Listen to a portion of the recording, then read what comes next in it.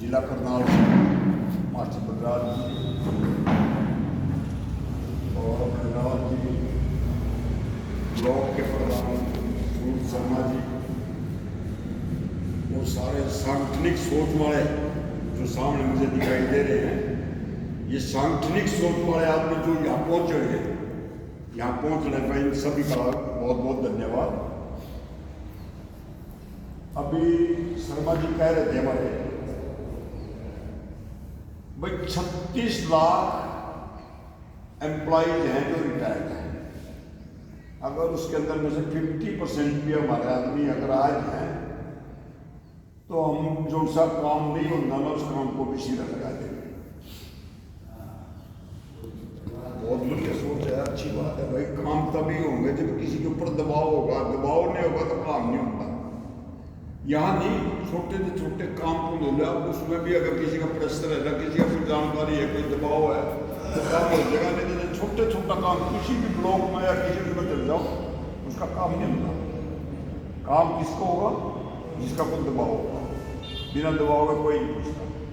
जिसके पीछे 4 ठाड़े खड़े हो गए नहीं, उन्हें सब सलाम करा, और जिसके पीछे कोई नहीं है नहीं, उन्हें नहीं कहा सब भाई उसे खतरा है।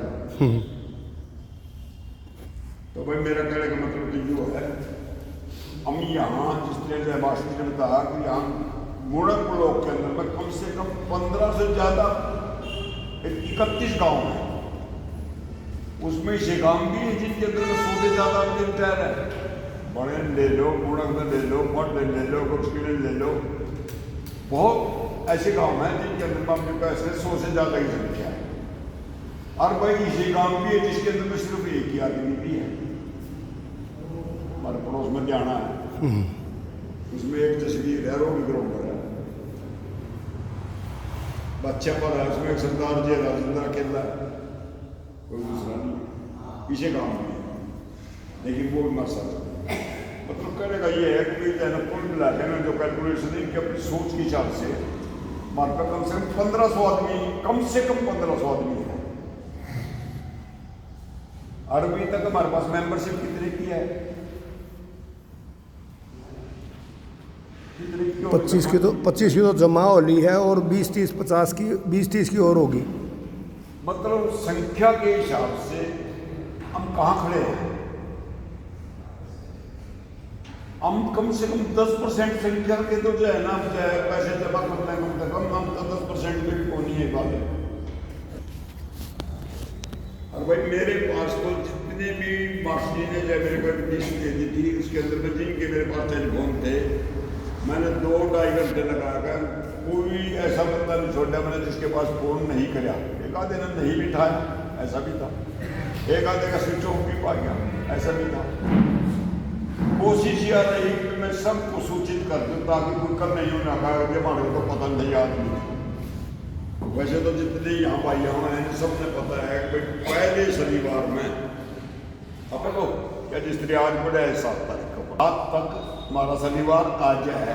इस 7 दिन के बीच में हमारा एक शनिवार आया, उससे एक शनिवार पूरे एक महीने में सिर्फ 2 घंटे का टाइम चाहिए। 30 दिन है या 31 है, जो भी है, सिर्फ 2 घंटे का टाइम मांगना है। भाई भाईचारा आ जाए, इकट्ठे हो जाए। ऐसी ऐसी हस्ती हमारे बीच में हम हैं जो स्टेट के लिए, भाईचारे के लिए अपने आप को समर्पित रखें।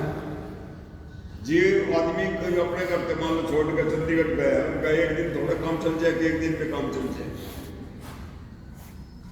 भाई वहाँ ऑफिसर्स को इकट्ठा करना, उनसे बातचीत करना, अपने मुद्दे रखना, उनसे उलझना, और अपने काम कब बनेगा प्रेशर?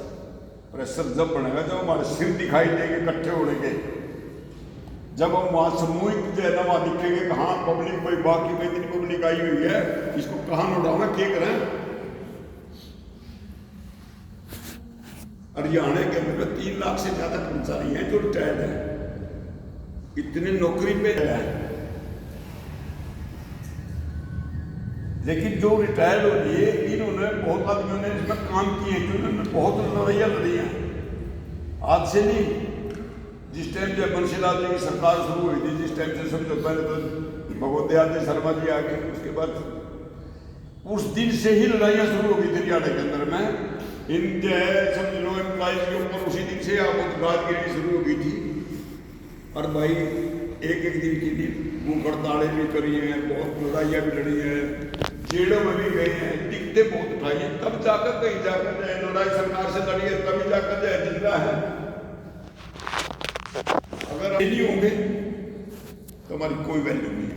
अभी जिस तरह जय मार्शी ने बताया है भाई 11 मार्च को कुरुक्षेत्र के अंदर में 1700 11 मार्च को हाँ 1700 हुए थे एक डीसी को हमारे बीच में आना पड़ा।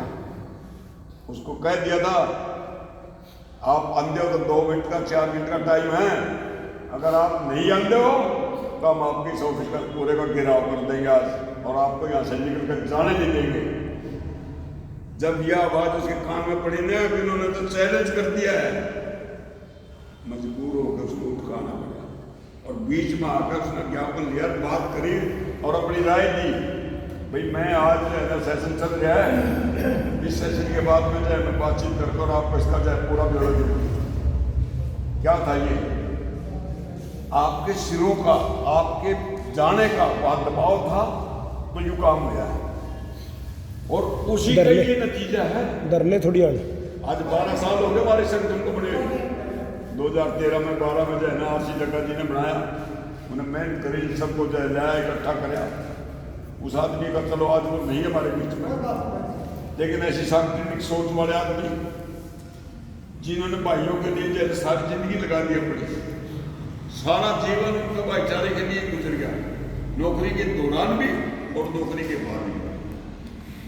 और कोई सांगठनिक सोच होगी, हम जाएंगे इकट्ठे होंगे, ये ना सोचियो हम किसी पे शान करेंगे, हम जाओगे तो अपने लिए हमें किसी और के लिए नहीं जानते। अगर हमने कुछ लेना पाना वो करना है ना, जैसे शर्मा जी ने बताया। और भाई पहले जो है किसी भी लेकिन को जो है जिसको 90 से 100 साल हो गया, मुश्किल से 2% आदमी रह जाए, फिर दे दिया 80 से 90 वाले, मुश्किल से 7% आदमी रह जाए। उन्होंने तो कह दिया 25, बाकी 17-18% वो तो हो गया वोट। अरे भाई जितने भी टोटल ऊपर वाले हैं वो तो शुरू के 25 ले दो, 70 साल की आज हमारा थोड़े 2 साल में सब किसी बीच 9 तारीख को 9 जुलाई को एक रैली की सोच पर पहले धरना के तौर पर सोच रहे, उसके अंदर में जितनी भी ट्रेड यूनियन है